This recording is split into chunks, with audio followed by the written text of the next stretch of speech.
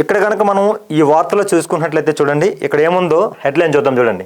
మేమంతా మీ వెంటే. ఇక్కడ చూస్తే జనం ఎంతమంది ఉన్నారు చూడండి. మన జగన్ గారి మీటింగ్కి ఎంత జనం అయితే వస్తారు, బస్సు యాత్ర వెళ్తున్నారు కదా, ఎంత జనం అయితే ఆయన చూడడానికి వస్తున్నారు.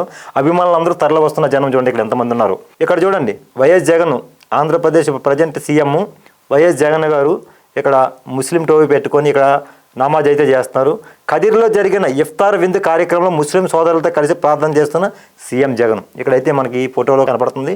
ఇకపోతే ఇక్కడ చూడండి, ముఖ్యమంత్రి వైఎస్ జగన్ బస్సు యాత్రలో జనగర్జన. చూడండి ఇక్కడ జనం ఎంతమంది ఉన్నారో. అలాగే పెత్తందారులపై పోరుకు మేమంతా సిద్ధమని నినాదాలు.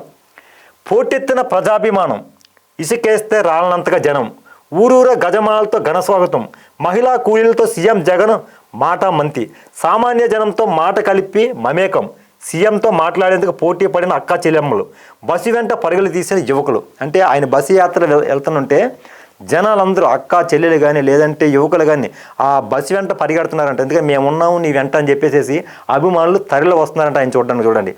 ఇకపోతే ప్రతి నెల 1వ తేదీ ఉదయాన్నే టంచన్గా పెన్షన్ ఇంటికి పంపిన మనవణ్ణి చూడడానికి అవ్వాతాతలు, దశాబ్దాల సొంతింటి కళ నెరవేర్చిన సోదరుడి కోసం అక్క చెల్లెమ్మలు, అమ్మ ఒడి, విద్యా కానుక, విద్యా దీవెన పథకాలతో తమ చదువులకు భరోసా ఇచ్చిన మామయ్యతో మాట కలపడానికి విద్యార్థులు సొంత కాళ్లపై నిలబడ్డామని చెప్పడానికి యువతీ యువకులు ఇలా ఒకరేంటి అన్ని వర్గాల ప్రజలతో అనంతపురం చెన్నై జాతీయ రహదారి కిక్కిరిసింది.